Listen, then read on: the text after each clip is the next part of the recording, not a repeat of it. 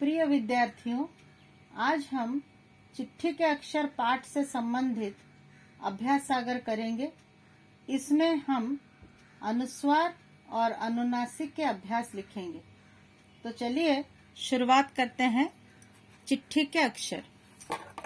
चिट्ठी के नीचे संपादक के हस्ताक्षर थे। चिट्ठी की लिखावट बड़ी सुंदर थी। मेरे मुंह से अनायास ही निकल पड़ा, वाह, बड़ी सुंदर लिखावट है। आप तो मेरे मन की बात भांप गए। ऊपर दिए गए वाक्यों में से उन शब्दों को छांट कर लिखिए जिन पर बिंदु लगा है अथवा चंद्र बिंदु लगा है। तो बिंदु वाले शब्द सुंदर, संपादक। चंद्र बिंदु वाले शब्द मुंह, भांप। बिंदु वाले शब्दों में जिस वर्ण पर बिंदु लगा है उसे बोलने के बाद आवाज कहाँ से निकलती है? उचित उत्तर पर सही का निशान लगाइए। मुंह से, नाक से, मुंह एवं नाक दोनों से। सही उत्तर है नाक से। चंद्र बिंदु वाले शब्दों में जिस अक्षर पर चंद्र बिंदु लगा है उससे बोलते समय आवाज कहाँ से निकलती है? उचित उत्तर पर सही का निशान लगाइए। मुंह से, नाक से, मुंह एवं नाक दोनों से। प्रश्न संख्या 4। अब नीचे दी गई वर्णमाला को पूरा कीजिए। क वर्ग, पहला वर्ण क, दूसरा वर्ण ख, तीसरा वर्ण ग, चौथा वर्ण घ, पांचवा वर्ण ङ। च वर्ग, पहला वर्ण च, दूसरा वर्ण छ, तीसरा ज, चौथा झ, पांचवा ञ। ट वर्ग, पहला वर्ण ट, दूसरा ठ, तीसरा ड, चौथा ढ, पांचवा ण। त वर्ग, पहला वर्ण त, दूसरा थ, तीसरा द, चौथा ध, पांचवा न। प वर्ग, पहला प, दूसरा फ, तीसरा ब, चौथा भ, पांचवा म। प्रश्न संख्या 5। क्या आप जानते हैं कि कुछ शब्दों को 2 प्रकार से लिखा जाता है? नीचे दिए गए शब्दों को पढ़िए और समझने का प्रयास कीजिए। अंक, अंक। चंचल, चंचल। ठंडा, ठंडा। चंदा, चंदा। Pump, pump. याद रखिए, शब्दों के दोनों रूप सही है, यानी अंक भी सही है और अंक भी सही है। मगर आजकल शब्दों को मानक रूप में दूसरे प्रकार से लिखा जाता है, यानी मानक रूप में अनुस्वार लगा के लिखा जाता है। अंक, चंचल, ठंडा, चंदा, पंप, ये मानक रूप माने जाते हैं। प्रश्न संख्या 6। आइए अब इन शब्दों के आधार पर बिंदु लगाने के नियम को समझे। क, चंदा शब्द में आधा वर्ण कौन सा है? न। ख, यह 5वां वर्ण किस वर्ग का है? त वर्ग। ग, 5वें वर्ण के बाद कौन सा वर्ण है? द वर्ण। 5वें वर्ण के बाद वाला वर्ण किस वर्ग का है? त वर्ग। क्या 5वां वर्ण और उसके बाद वाला वर्ण एक ही वर्ग के हैं? हाँ। चंदा शब्द में 5वें वर्ण के स्थान पर किसका प्रयोग किया गया है? बिंदु, या इसको अनुस्वार कहते हैं। क्या चंदा शब्द के 5वें वर्ण में अस्वर है? नहीं। याद रखिए, यदि 5वें वर्ण के बाद वाला वर्ण उसी के वर्ग का कोई अन्य वर्ण हो तो उस 5वें वर्ण की जगह बिंदु का प्रयोग किया जाता है। यह बिंदु 5वें वर्ण से पहले वाले वर्ण पर लगाया जाता है। इस बिंदु को अनुस्वार कहा जाता है। प्रश्न संख्या 7। नीचे दिए गए शब्दों में 5वें वर्ण के स्थान पर अनुस्वार चिन्ह लगाइए। क, रंग, र के ऊपर अनुस्वार। ख, मंजन, म के ऊपर अनुस्वार। ग, डंडा, ड के ऊपर अनुस्वार। घ, अंत अ के ऊपर अनुस्वार, कंपन क के ऊपर अनुस्वार, दिनांक ना के ऊपर अनुस्वार, पंचम प के ऊपर अनुस्वार, पंडित प के ऊपर अनुस्वार, गंदा ग के ऊपर अनुस्वार, अंबर अ के ऊपर अनुस्वार। प्रश्न संख्या 8, नीचे दिए गए शब्दों में उदाहरण के अनुसार सही स्थान पर अनुस्वार चिन्ह लगाइए और वाक्य बनाइए। रग रंग, गदा गंदा, चिता चिंता। अब वाक्य प्रयोग। रंग, सुशीला लाल रंग के फूल लाई थी। गंदा, हमें अपने वातावरण को गंदा नहीं करना चाहिए। चिंता, माता पिता को बच्चों की चिंता लगी रहती है। प्रश्न संख्या 9, नीचे दिए गए चित्रों के नाम मानक रूप में लिखिए।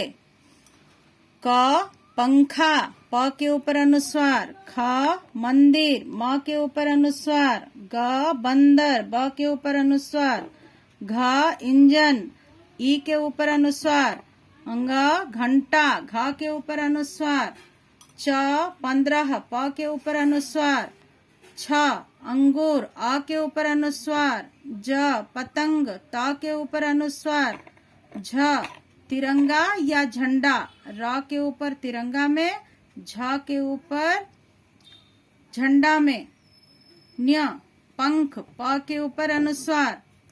प्रश्न संख्या 10, यदि पांचवें वर्ण के बाद वाला वर्ण उसी वर्ग का ना हो जिस वर्ग का पांचवा वर्ण है, अथवा वही पांचवा वर्ण दोबारा आए तो क्या होगा? आइए दिए गए उदाहरणों से इसे समझे। उदाहरण, जन्म सम्मान भिन्न। क जन्म शब्द में कौन से पांचवें वर्ण में अ स्वर नहीं है? न वर्ण। ख इसके बाद वाला वर्ण किस वर्ग का है? पवर्ग। ग क्या दोनों के वर्ग समान है? नहीं। घ सम्मान एवं भिन्न शब्दों में कौन से वर्ण दो बार आए हैं? म और न वर्ण। अंग ये वर्ण अपने अपने वर्ग के कौन से स्थान के वर्ण है? पांचवे। याद रखिए, यदि पांचवें वर्ण के बाद किसी दूसरे वर्ग का वर्ण आए अथवा वही पांचवा वर्ण दोबारा आए तो अनुस्वार चिन्ह का प्रयोग नहीं किया जाएगा।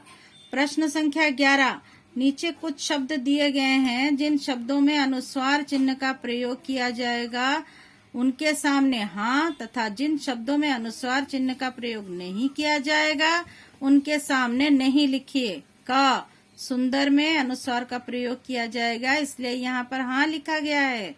अन्न, नहीं। सम्मानित, अनुस्वार का प्रयोग नहीं किया जाएगा। पंकज, अनुस्वार का प्रयोग किया जाएगा। हाँ। पंछी, हाँ। अक्षुण, नहीं किया जाएगा। प्रश्न संख्या 12, नीचे खंड 1 एवं खंड 2 में कुछ शब्द दिए गए हैं, इन शब्दों को बोल बोल कर पढ़िए। बाधा, बांधा। सास, सांस। काटा, कांटा। सवार, संवार। क खंड 1 के शब्दों के पहले अक्षर को बोलते समय आवाज कहाँ से निकलती है? उचित उत्तर पर सही का निशान लगाइए। सही जवाब है मुंह से।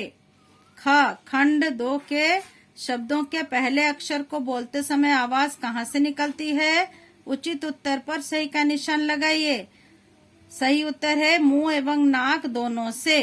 ग जिन शब्दों को बोलते समय आवाज मुंह एवं नाक दोनों से निकलती है उनके ऊपर क्या लगा हुआ है?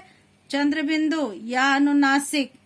याद रखिए, जब किसी वर्ण को बोलते समय आवाज मुंह एवं नाक दोनों से निकलती है तो उस वर्ण के ऊपर चंद्र बिंदु लगाया जाता है। चंद्र बिंदु को व्याकरण की भाषा में अनुनासिक कहा जाता है। प्रश्न संख्या 13, नीचे दिए गए शब्दों में उचित स्थान पर अनुनासिक चिन्ह लगाइए और वाक्य बनाइए। पूछ, पूंछ। आधी, आंधी। कहा, कहाँ। सवार, संवार। चाटा, चांटा। वाक्य प्रयोग, पूंछ। गाय अपनी पूंछ से मक्खियां उड़ा रही थी। आंधी, आज आंधी आने की संभावना है। कहाँ? तुम कहाँ रहते हो? संवार, मीना अपने बालों को संवार रही थी। चांटा, पुलिस ने चोर को चांटा मारा। प्रश्न संख्या 14, नीचे दिए गए शब्दों को बोल बोल कर पढ़िए।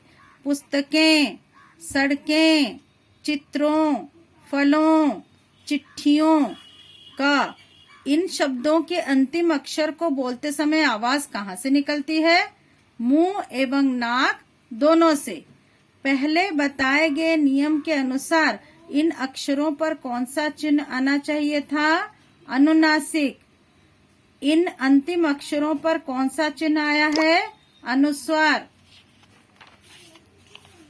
याद रखिए, यदि किसी वर्ण को बोलते समय आवाज मुंह एवं नाक दोनों से निकले मगर शिरोरेखा के ऊपर कोई मात्रा हो तो वहां अनुनासिक की जगह अनुस्वार चिन्ह का प्रयोग किया जाएगा। प्रश्न संख्या 15, नीचे दिए गए शब्दों में अनुस्वार अथवा अनुनासिक चिन्ह लगाइए। संपादक सा के ऊपर अनुस्वार, मैंने मैं के पास अनुस्वार, तिथियां या के पास अनुनासिक, पूंछ पू के ऊपर अनुनासिक, कुर्सियां या के ऊपर अनुनासिक, सुंदर सु के ऊपर अनुस्वार, मालाओं ऊ के पास अनुस्वार, कारें रे के पास अनुस्वार, ऊंचा ऊ के ऊपर अनुनासिक। आओ दोहराए। प्रश्न संख्या 16, नीचे दिए गए शब्दों के सही रूप लिखिए। कौंधने, कौंधने को सही रूप से इस तरह से लिखा जाता है। साप्ताहिक, मस्तिष्क, कीजिए, पूर्ति, पढ़ूंगा। प्रश्न संख्या 17, नीचे दिए गए शब्दों के बहुवचन रूप लिखिए। बात, बातें, कुर्सी, कुर्सियां, हाथ पर, हाथों पर, कविता, कविताएं, साधु को, साधुओं को, कहानी, कहानियां।